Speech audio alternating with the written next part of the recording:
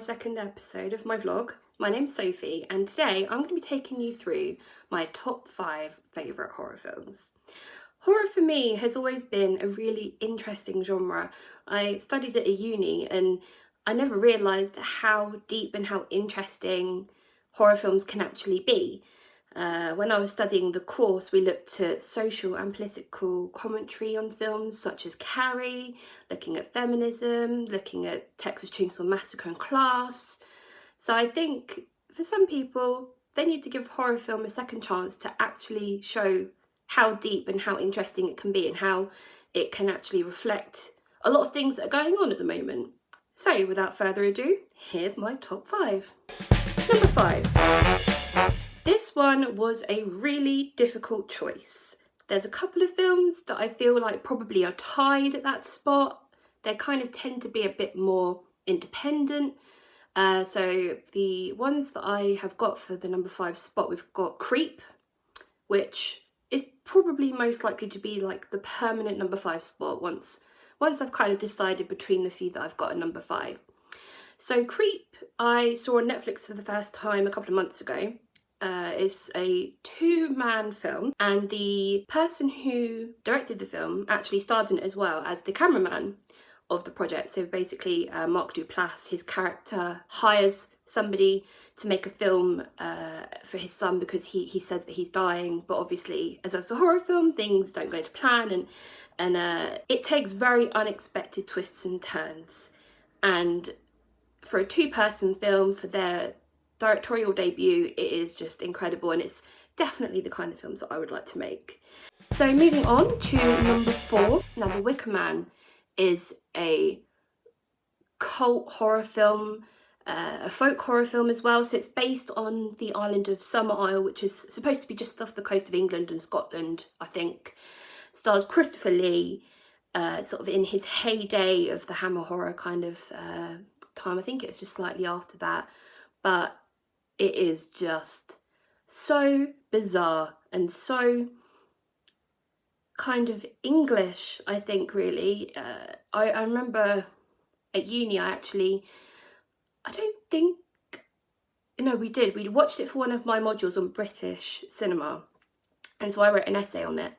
And I spoke about how much it influences films even until today. So things like Hot Fuzz, I think, wouldn't have existed without something like The Wicker Man in the first place. And the interesting thing with Hot Fuzz actually is that, I don't know if any of you will remember, but the guy who is in the CCTV room, he has glasses and he's balding, called Edward Woodward. He was actually the lead in Wicker Man, the police officer who went to investigate this mysterious case of a missing girl. I think Wicker Man works really well because of the fact that it doesn't rely on all-out scares or all-out gore. It's kind of that sense of building dread and building tension. You know, things are slightly off, which sometimes is scarier because you think things, you think you know where things are going, but things that are just slightly off. It's called the uncanny, if any of you have ever come across that before. And yeah, it's just bizarre. And I think the fact that it just kind of takes you out of your comfort zone a little bit makes the ending kind of all the more horrific and all the more terrifying. Definitely watch it if you have seen the remake, because I haven't seen the remake, but from what I've heard, it sounds pretty terrible with Nicolas Cage. I need to watch it at some point, but I don't think that'll be making my top 5 anytime soon. Number 3. Number 3 is the most modern one on this list, I think, and that is Get Out. Now, Get Out was released a couple of years ago, sort of as an independent horror film. I mean, it's not, sort of no budget at all whatsoever, it's obviously been financed and produced by a studio, blah, blah, blah, that kind of thing. But Get Out, if you haven't seen it, it's kind of, I don't really want to spoil it too much because the kind of premise of it all, the twists of it all kind of is what makes it, it doesn't seem like a horror film at first, but then, again, it's that kind of uncanny thing that I really like. Things start to seem out of place, things start to seem a little bit weird. And for me, it's really interesting because of the fact of what it does with these kind of social commentary. So a lot of Get Out is around race and is around, the treatment of Black people in America. And For those of you who have seen it and haven't heard about what was the original ending, I would suggest that you go and have a look, because the original ending, I think, would have just been gut-wrenching, and I think it would have just been completely just devastating, especially with some of the things that, you know, have recently just gone on in this past week in America. Horrific. But yeah, so the original ending of Get Out was going to be just even harder to take than it already is. But it's really, really good. You know, it's funny in places, the acting's amazing. Daniel Kaluuya is just the best. I absolutely love him, and anything he's in now, I just kind of instantly want to watch just off the basis of that film. Yeah, definitely Get Out is one of the best horror films, I think, of the past, you know, 10, 20 years. And I think it will be one of our defining horror films for people who look back and say what kind of films defined these times. So number 2 is Rosemary's Baby. Surprise, surprise. As you may have seen in my last video, I already spoke about Rosemary's Baby and the influence that it had on me as a filmmaker, especially for my upcoming feature film, Dear Sister Margaret. So Rosemary's Baby looks at the kind of paranoia of a new mother, and whether what she's kind of scared of and what she's thinking is happening to her, is it real or is it in her mind? And I do think, again, for me, I really enjoy these films that aren't all out horror. It is these films that build that sense of dread, that kind of have that underlying sense of uneasiness. And I think, again, when it is a slow burner film like that, it gives you more time to think about it, and it can come across as being kind of more of an intelligent horror film, sort of more of a smart horror.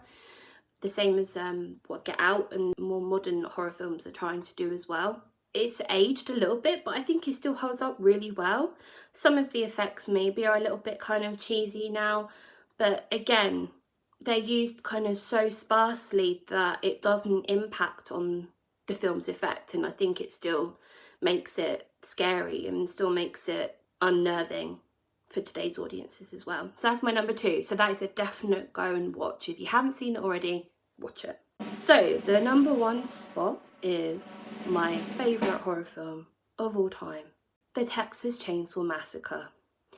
This film, I mean, it is really different actually to the other films I've got on my list. It does kind of have that slow build up at the start, but this one is definitely more of one of the gore kind of traditional horror films.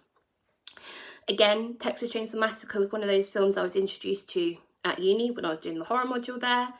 And the first time I saw it, I was just left absolutely kind of speechless and just kind of like at my nerves end, just kind of horrified by what I'd just seen. And it is such a powerful film. I mean, it's probably one of my favourite films, regardless of genre. Again, one of those films that it was kind of, you know, directorial sort of debut really early on in Tobe Hooper's career, who directed it, and low budget. And it is just so visceral. You feel like you're there with them. You feel that the kind of anxiety that they have when they're going into the kind of house where Leatherface is waiting for them and that kind of thing. And I don't want to spoil it again, but for me, the dining room scene, so for those of you who've seen it will know what I'm on about, and if you haven't, watch it and then you'll see what I mean. The dining room scene is one of the best scenes in cinema for me. It is just a mixture of being horrified, but also it kind of makes you that level of scared where it's almost funny at the same time, because it's so ridiculous. Especially some of the characters, they do verge on kind of a very sort of campy kind of horror-esque B-movie type of villain. But that scene, the woman who played Sally, I think her name was Marilyn Burns, I might be wrong on that, but yeah, she is just incredible. She looks genuinely terrified, and you know, there are stories of the film sort of from behind the scenes where they were filming on such a low budget that some of the skeletons and some of the like animal bones that you see throughout the main house, they are actually real. because they didn't have the budget to, you know, get prop ones, to get people to make them. So I think there is a human skeleton in the house that is a genuinely real one, because it was cheaper for them to buy that from a science centre or a university or something, rather than getting props made up. And, you know, with all the decaying kind of meat and flesh and stuff they have in the house as well. They're filming in Texas, I think, obviously because it's the Texas Chainsaw Massacre, but they're filming in Texas in the middle of summer, and they said that it was ridiculously hot that year, and the smell of it all was just unbearable. And the guy who played Leatherface, Gunnar Hansen, apparently, I don't know if this is true, this could be one of those kind of urban myths from films, but the story that I've heard is that where he was in the mask and the suit and everything, he was so hot and dehydrated that he began to kind of lose a sense of what was real and what wasn't. So there's one point where he attacks Sally, who's the lead kind of final girl, and he actually did what the action was for real. And so the reaction that she has, and, you know, blood and everything, is actually real, apparently. I would love that story to be true, but yeah, it is just incredible. And the societal kind of connotations behind it all, like I wrote an essay on this, and the kind of looking at class and the impact of kind of middle classes on the lower class in America, and about, you know, people losing jobs and basically doing what they can to survive by any means necessary, which in this film is horrifying, but in the context of, you know, wider America and wider society, it kind of proves a point really of, you know, how these people are affected and the kind of extreme measures that people can be driven to in order just to survive. I did actually meet Tobe Hooper, the director of Texas Chainsaw Massacre, a couple of years ago at London Film and Comic Con.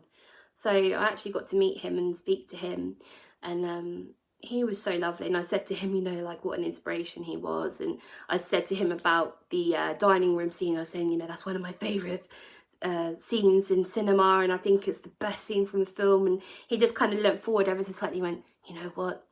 It's one of mine too. And he was just so lovely. You wouldn't expect him to make horror films. He was just like everyone's granddad. He was lovely. And yeah, it was the last Comic-Con he actually did before he passed away, I think, as well. So I'm really, really glad that I got to meet him, because he was really lovely. And like I say, an inspiration to anyone who's wants to make films, you know, especially horror films on such a kind of a low budget sort of independent scale. And it just shows you what you can do if you have imagination and a hard working cast and crew alongside you. So yeah, so there are my top 5 horror films. If you disagree with me, if you have any others that you think I should have maybe added to this list, please leave it in the comments, and maybe we'll come back and revisit a part 2, because there are so many other horror films that I absolutely love that could have quite easily have made this top 5 on a different day. So yeah, so definitely let me know what you think, and like this video, share it, subscribe to it on YouTube, and keep watching films, and I will see you next time.